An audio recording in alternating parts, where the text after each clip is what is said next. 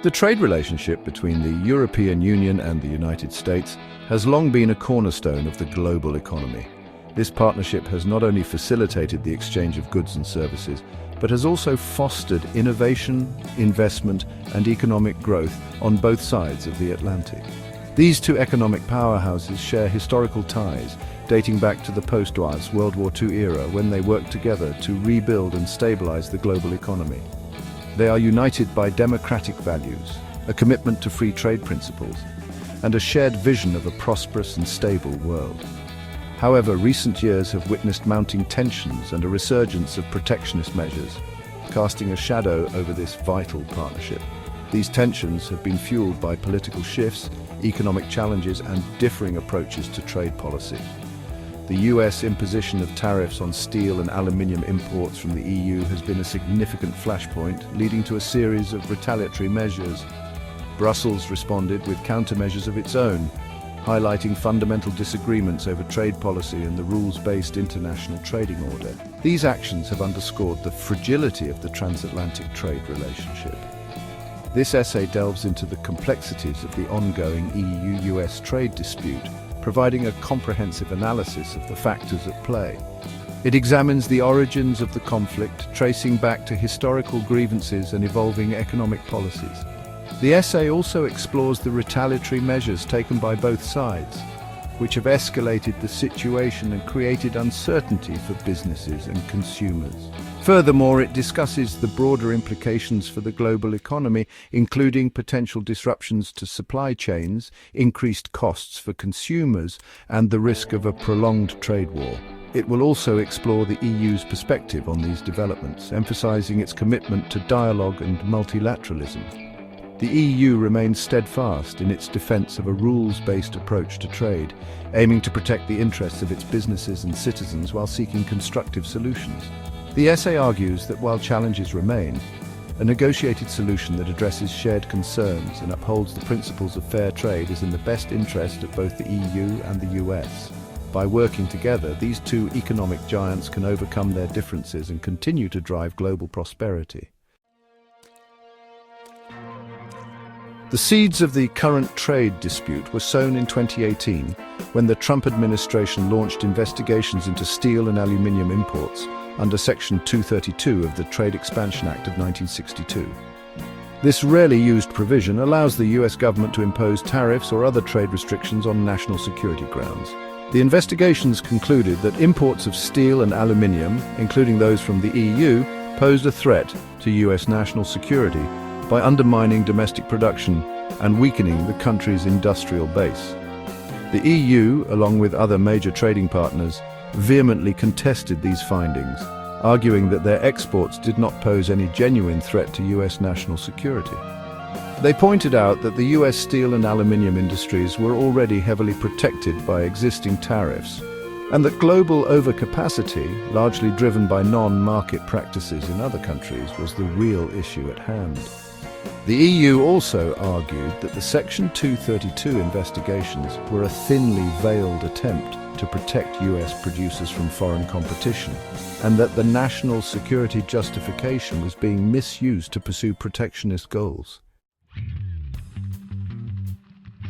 Despite strong opposition from the EU and other trading partners, the US administration announced in March 2018 its decision to impose tariffs of 25% on steel imports and 10% on aluminium imports from a wide range of countries, including all EU member states. These tariffs, which came into effect shortly after their announcement, sent shockwaves through the global trading system and sparked fears of a trade war. The move was seen as part of a broader strategy by the US to protect its domestic industries and reduce its trade deficit. The EU, which had been exempted from the tariffs initially while negotiations were ongoing, was particularly critical of the move, calling it unilateral and unjustified.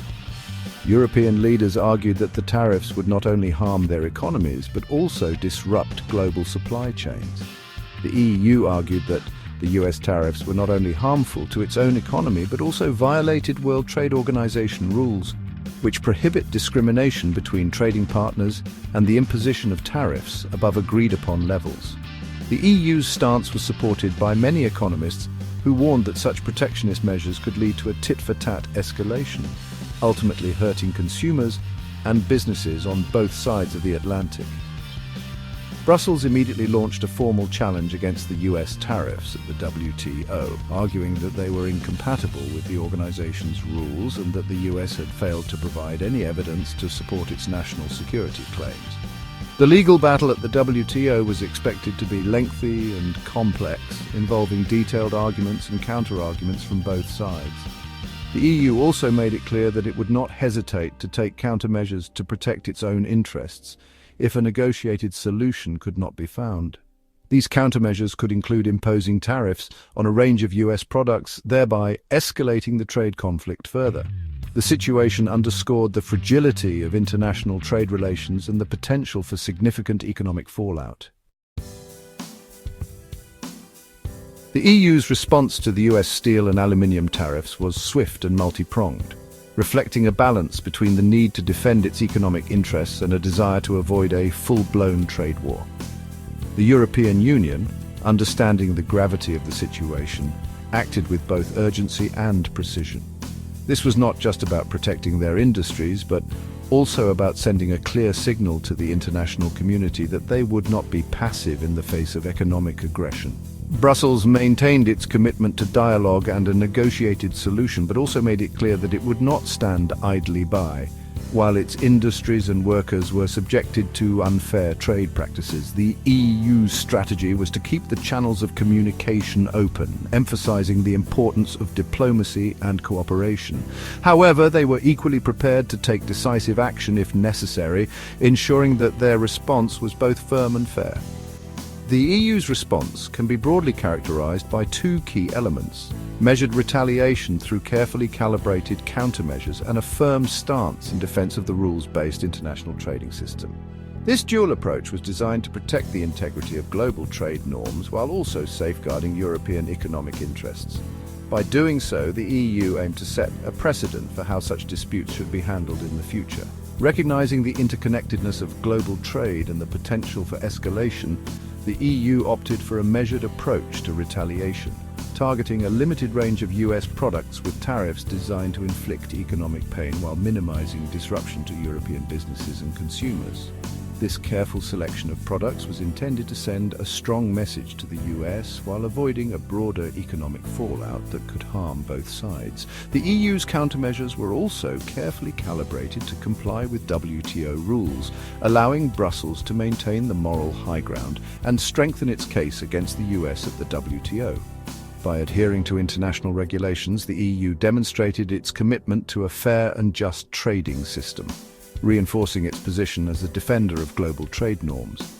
This measured approach reflected the EU's preference for dialogue and a negotiated settlement, while also sending a clear message that it would not be bullied into accepting unfair trade practices.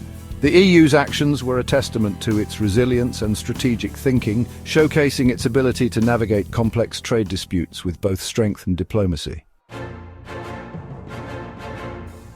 In the complex world of decision-making, finding the right balance is crucial. It's a delicate act requiring both foresight and adaptability. Sometimes the pressure can feel overwhelming, but it's in these moments of strategic tension that true leadership shines. Each decision, each step must be carefully weighed and considered. The ability to navigate through these challenges defines success. Remember, it's not just about making choices, it's about making the right choices at the right time. Trade wars often have unintended consequences. When tariffs are imposed, it's not just the targeted country that suffers. Businesses and consumers in the imposing country also feel the pinch. Prices for goods can rise, supply chains can be disrupted, and economic growth can slow down. It's a complex web of cause and effect that can lead to significant collateral damage. The European Union favors dialogue and negotiation over confrontation.